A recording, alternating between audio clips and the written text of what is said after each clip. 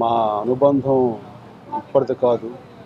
నా career beginning నుంచి అంటే మెడ్రాస్‌లో మేము ఉన్న రోజుల నుంచి కూడాను మా అనుబంధం పెనవేసుకొని ఉంది.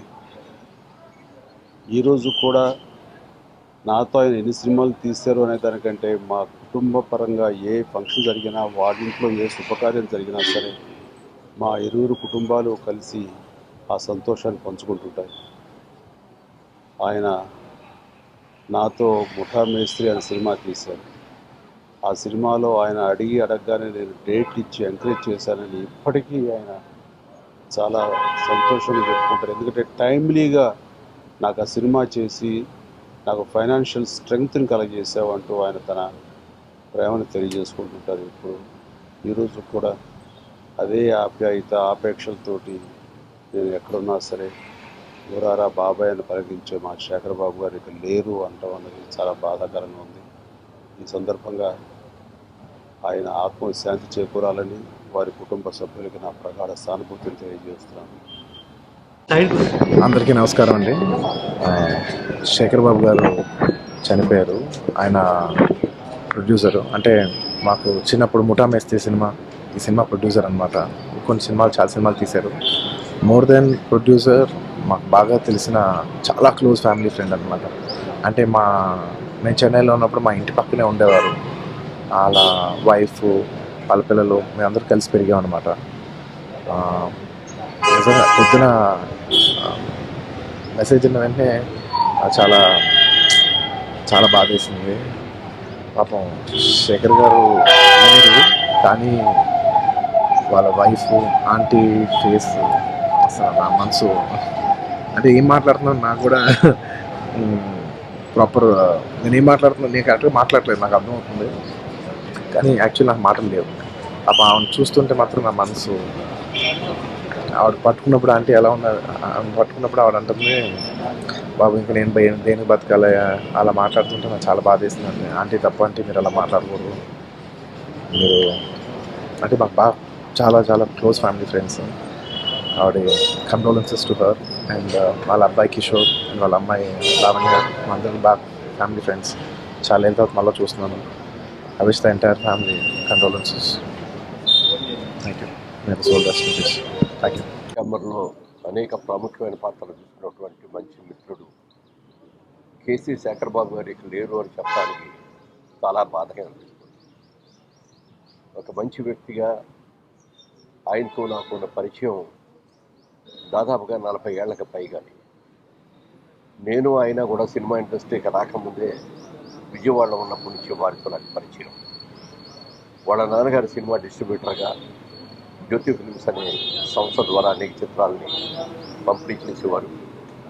ఆ రోజు నుంచి ఆయన సినిమా ఇండస్ట్రీ మీద ఉన్నటువంటి ఒక ఇంట్రెస్ట్తో నాకంటే ముందుగానే ఆయన సినిమా ఇండస్ట్రీకి రావడం, నిర్మాణం అవడం జరిగింది. ఆ తర్వాత నేను సినిమా ఇండస్ట్రీకి ఎంటర్ అయినప్పుడు మొట్టమొదటిసారి నాకు తీసినటువంటి మేకప్ టెస్ట్ కూడా వారి స్టూడియోలో, వారి సినిమాలో షూటింగ్ జరుగుతున్నప్పుడే జరిగింది. అప్పటి నుంచి ఇప్పటివరకు కూడా మంచి మిత్రులుగా కనిపెడుతూనే ఉన్నాం. కేసీ శేఖర్ బాబు గారు 15 సంవత్సరాల క్రితం సినిమాలో ఆయన సీఎం క్యారెక్టర్ చేసి, అప్పటి నుంచి ఆయన్ని నేను చాలా ఆప్యాయంగా సీఎం గారు అని పిలిచేవాడు తప్ప శేఖర్ బాబు అని ఎప్పుడు పిలిచేవాడు అని చాలామందికి పరిచయం చేసినప్పుడు చెప్తూ ఉన్నాయి. మిగిలిన సీఎంలందరూ కొంతకాలంలో ఉండొచ్చు, కొంతకాలం తర్వాత రిటైర్ అయిపోవచ్చు, కానీ మా సీఎం గారు మాత్రం పర్మనెంట్గా life long up to his end ఆయన మా సీఎం అని చెప్తూ ఉండేవాడిని. అలాంటి మంచి వ్యక్తి, అనేక మంచి సినిమాలు తీశారు. అలాగే ఫిలిం ఛాంబర్లో ఛాంబర్ అధ్యక్షుడు గారు, ఛాంబర్ కార్యదర్శి గారు అనేక సంవత్సరాలు సినిమా ఇండస్ట్రీకి ఎంతో సేవ చేసేవాడిని. ఏ రోజున ఎవరికి ఏ ప్రాబ్లం వచ్చినా ఇండస్ట్రీకి సంబంధించి నేను ఉన్నాను అని ముందుకు వచ్చేవాడిని. రాత్రి సడన్గా నిన్న సాయంత్రం కూడా ఫిలిం నగర్ కల్చరల్ సెంటర్లో ఆయన సినిమా కూడా కొంతసేపు చూసి తర్వాత ఇంటికి వచ్చిన తర్వాత వైఫ్తో అన్న కొంచెం బీపీ ఎక్కువగా ఉన్నట్టుంది అని అప్పుడప్పుడు అట్లా అంటూ ఉండేవారు కాదు. బీపీ తర్వాత ఆయన పడుకోవటానికి ముందు స్టడీ రూమ్ ఉన్నాయి, ఆ స్టడీ రూమ్లో కూర్చొని ఏదైనా వర్క్ చేసుకోవాలన్నా ఏదైనా చదువుకోవాలన్నా అక్కడ కూర్చొని చేస్తుంటాం. రాత్రి కూడా అలాగే స్టడీ రూమ్లో వర్క్ చేసుకుంటుంటే తెల్లవారుజామున 3:30కో ఇప్పుడు ఆవిడకి మెలకు వచ్చి చూస్తే పక్కన లేరు. ఇంకా స్టడీ రూమ్లో నేను ఇంకా అక్కడే కూర్చున్నట్టున్నాను. అక్కడికి వెళ్ళి చూస్తే ఆయన కింద పడిపోయి ఉన్నారు. చేతికి బీపీ మిషన్ కూడా కట్టుకున్నాను. అంటే అప్పటికే ఆయనకి బీపీ వచ్చిందని అనుమానం వచ్చినట్టుంది. బీపీ చూసుకోవడం కోసం చేతికి ఆ బీపీ మిషన్ కూడా కట్టుకున్నారు. ఆ సమయంలోనే పోయారనుకుంటా. చనిపోయేటప్పుడు చేతికి ఆ బీపీ మిషన్ కూడా అలాగే ఉంది. అప్పుడు డాక్టర్ వచ్చి చూసి వెంటనే చనిపోయి కూడా 12 లోపే చనిపోయి ఉంటారండి చెప్పి డాక్టర్ నిర్ణయించడం జరిగింది. ఏది ఏమైనా శేఖర్ బాబు అని పేరు పెట్టుకున్నారు. నిన్న శివరాత్రి రోజున ఆ శివాల్లో ఆ శివుల్లో ఐక్యమైపోయారనిపించింది. ఒక మంచి శుభగడియల్లో చనిపోయాడైన బాధను ఎవరో ఏమీ మార్చలేం, కానీ ఒక మంచి సమయంలో మంచి పండగ రోజున ఆయన దైవ సాన్నిధ్యానికి వెళ్ళిపోయారు అని అనుకున్నప్పుడు మాత్రం కొంత సంతృప్తి కలిగింది. ఒక మంచి మిత్రుడు కోల్పోయాం. ఇలాంటి మంచి మిత్రుడు సినిమా ఇండస్ట్రీలో అందరికీ మంచి పోయే ఒక మంచి మిత్రుడు పరిశ్రమ నష్టపోయింది. వారి ఆత్మకు శాంతి కలగాలని, అలాగే వారి కుటుంబ సభ్యులందరికీ కూడా ప్రగాఢ సానుభూతిని తెలియజేస్తున్నాను. వాళ్ళ అబ్బాయి మెడ్రాస్లో ఉన్నారు, మరి కాసేపులో ఆయన ఇక్కడికి వస్తారు. అలాగే వాళ్ళ అమ్మాయి అమెరికాలో రేపు రాత్రి గంటారు. కర్మకాండలన్నీ కూడా బహుశా దహన సంస్కారం అయింది కూడా ఎల్లుండి జరుగుతుంది. నా ప్రగాఢ సానుభూతి తెలియజేస్తాను. చిరకాల మిత్రుడు, ప్రముఖ నిర్మాత, ప్రముఖ పంపిణీదారుడు, విజయవాడ నుంచి వచ్చిన మొట్టమొదటి పంపిణీదారుడు, నిర్మాత, మృదు స్వభావి శ్రీ శేఖర్ బాబు గారి అకాల మరణానికి చింతిస్తూ పరిశ్రమకి ఎంతో లోటు, మల్లె పువ్వులాగా ఎవరనుకుమారైనా నేను ఉంటానని ఉండే గొప్ప వ్యక్తి వాళ్ళు లేకుండా వెళ్ళిపోవటం దురదృష్టకరం. ఆయన కుటుంబ సభ్యులకి ప్రగాఢ సానుభూతి, ఆయన ఆత్మకు శాంతి కలగాలి. Thank you.